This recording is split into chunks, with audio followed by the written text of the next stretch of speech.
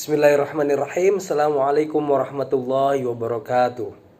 Welcome back to my channel Santri ID.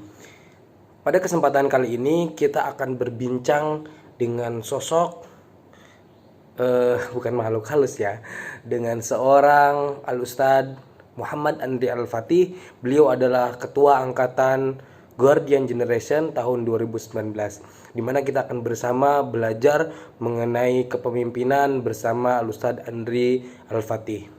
Tapi sebelum itu, kita tonton terlebih dahulu bagaimana asiknya, serunya, kompaknya, serta amazingnya satu angkatan Guardian Generation. Selamat menyaksikan. Cekidot. Idan kasyafatil qulubu minas surur. Wantasabatil a'immatu tulal usur. Wattahadatil umamu fi kullil umur.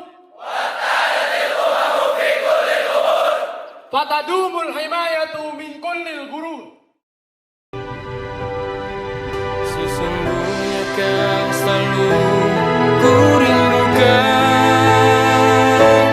Kembalilah kawan, kembali untuk sesaat. Ingin ku untuk mengulang memori bersahabatan dalam cerita tentang kita.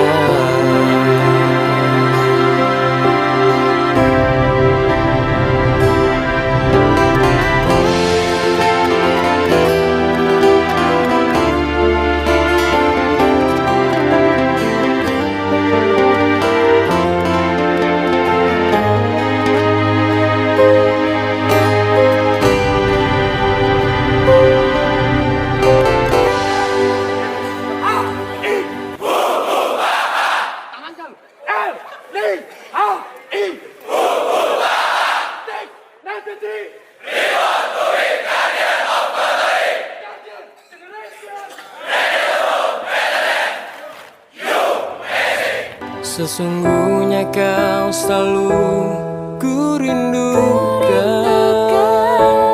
Kembalilah kawan, kembali untuk sesaat. Assalamualaikum warahmatullahi wabarakatuh. Waalaikumsalam warahmatullahi. Alhamdulillah, pada kesempatan kali ini kita langsung berbincang bersama sosok ketua angkatan Guardian Generation angkatan tahun 2019. Ya. Gimana Kang Andri, Damang? Aduh, jadi pakai bahasa Sunda ini. Wah, sepertinya sangat-sangat sibuk sekali ini.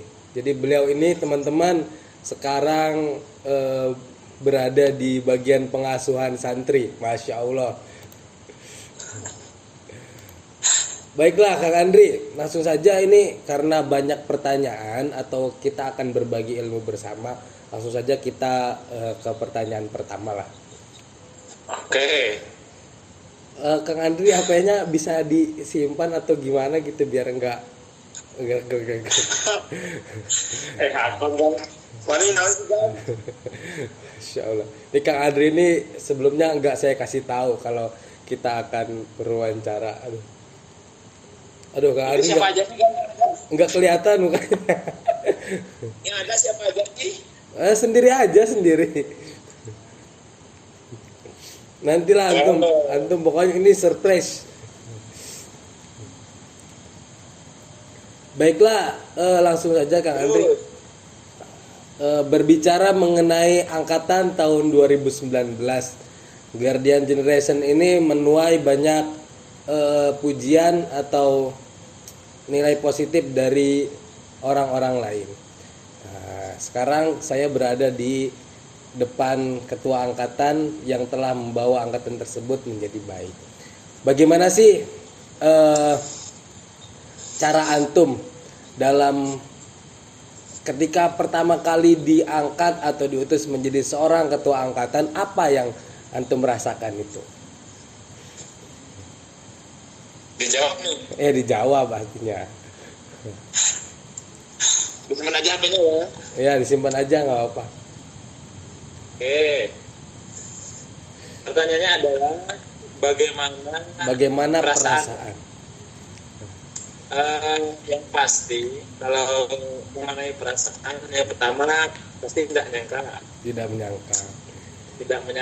karena Banggar Pusat waktu itu kan kurang lebih sekitar 700 sekian yang kita dikandidatkan dan bila terpilih selaku ketua angkatan di Banggar Masya Pusat. Allah.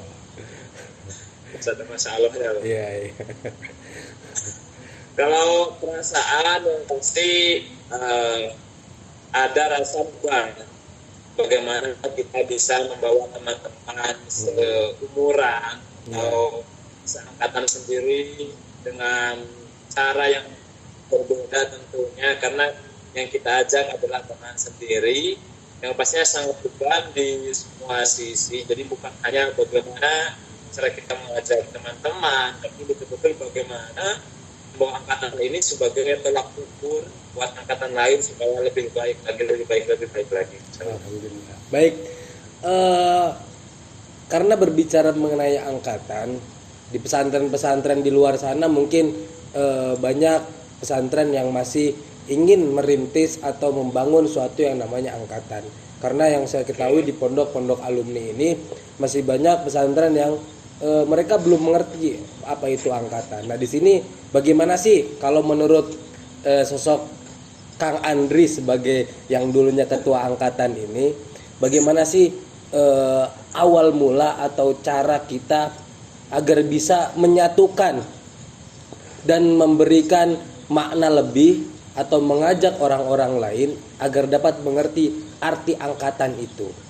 Nah bagaimana? Kan kalau misalkan kita di Gontor itu sudah mengerti lah angkatan. Nah kalau misalkan orang-orang yang belum mengerti angkatan, bagaimana nih sebagai seorang santri kita mengajak agar mereka mengerti angkatan, bahwasanya ini angkatan kamu, makna dari angkatan tersebut. Nah itu bagaimana? Yang pasti kalau mungkin bagi pondok-pondok luar yang belum terbentuk adanya suatu angkatan dalam pondok tersebut dan ingin menciptakan sistem baru dengan berbentuk ada sebuah angkatan. Ini pastinya yang pertama harus niat dulu. Niat. Atau dari segi fungsional dulu. Ya. Untuk apa diciptakan angkatan tersebut. Nah, seperti itu. Kalau ini menurut tujuan secara umum.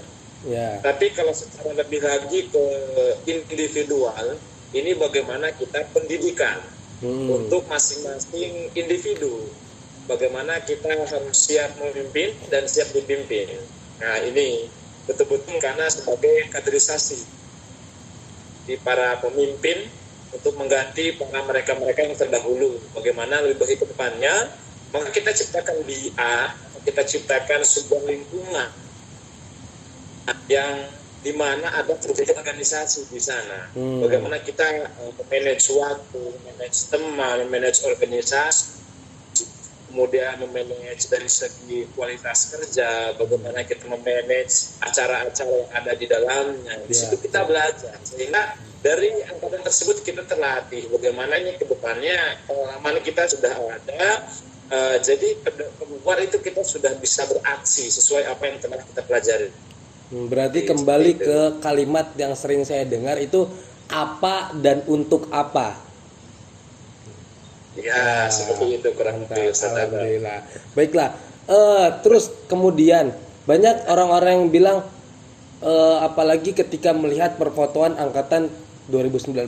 Masya Allah, amazing, kompaknya, sangat-sangat kompak sekali. Nah, ini di balik kekompakan angkatan 2019 ini, apa sih nilai-nilai atau jiwa yang diterapkan oleh sosok ketua angkatan 2019 sehingga bisa membawa angkatan 2019 menjadi sungguh luar biasa seperti ini?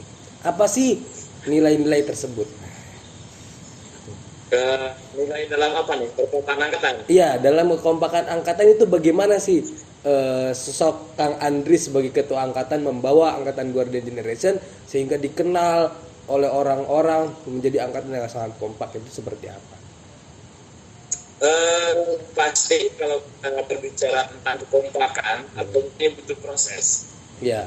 Karena ada peribahasa mengatakan 1000 kepala ini 1000 ide atau 1000 pemikiran. Artinya beda orang beda pemikiran. Ya. Nah, disinilah mungkin letak bagaimana kalau kita untuk mengajak teman itu ini harus ada tentunya cara tersendiri. Ya. Karena bagaimanapun salahnya kita ngajak akhirnya sesuatu yang baik malah akan berakibat buruk mungkin seperti itu. Kalau bagaimana mungkin dari kekompakan yang terlihat contohnya seperti perpotongan angkatan mungkin dan sebagainya. Ya. Ini bagaimana kita kembali lagi ke awal karena kita sudah ada terbentuk namanya organisasi dalam sebuah angkatan. Kita ada manage, kita ada pembagian tugas. Di situ kita betul-betul pembagian tugas secara merata sehingga dalam proses pembuatan perpotongan tersebut pun memudahkan kita untuk melaksanakannya dengan semaksimal mungkin karena memang pembagian tugasnya yang betul-betul kita manage lebih siap lagi sehingga di lapangan terlihat lebih mudah. Masya Allah. Baik. Oke, kemudian kita tadi berbicara mengenai angkatan, sekarang kita berbicara mengenai jiwa sosok Kang Andri sendiri. Nah, di sini ketika menjabat sebagai ketua angkatan, apa sih prinsip atau adakah nilai-nilai atau targeting atau apa istilahnya jiwa yang harus kita jiwai ketika menjabat sebagai ketua angkatan? Yang pasti itu betul-betul ujian buat kita. Ujian, Masya Allah, ujian. Ya. Ujiannya ya. Ya. Betul-betul sangat-sangat ujian. Bagaimana di situ kita dilatih untuk menjadi orang yang betul-betul beramanat iya, dia jujur juga iya, kuat juga iya.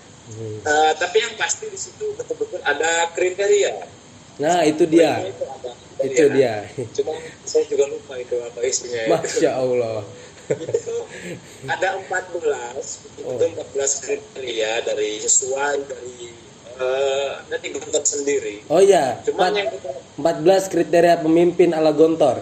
ya, Oh, ada itu di buku oke. yang akan dicari sendiri mungkin Nanti ya. kita tampilkan di layar. Ya. Oke. Yang pasti kalau memang yang betul-betul artinya yang betul-betul kepribadian yang sangat dibutuhkan bagi seorang pemimpin ketika memimpin betul-betul banyak orang.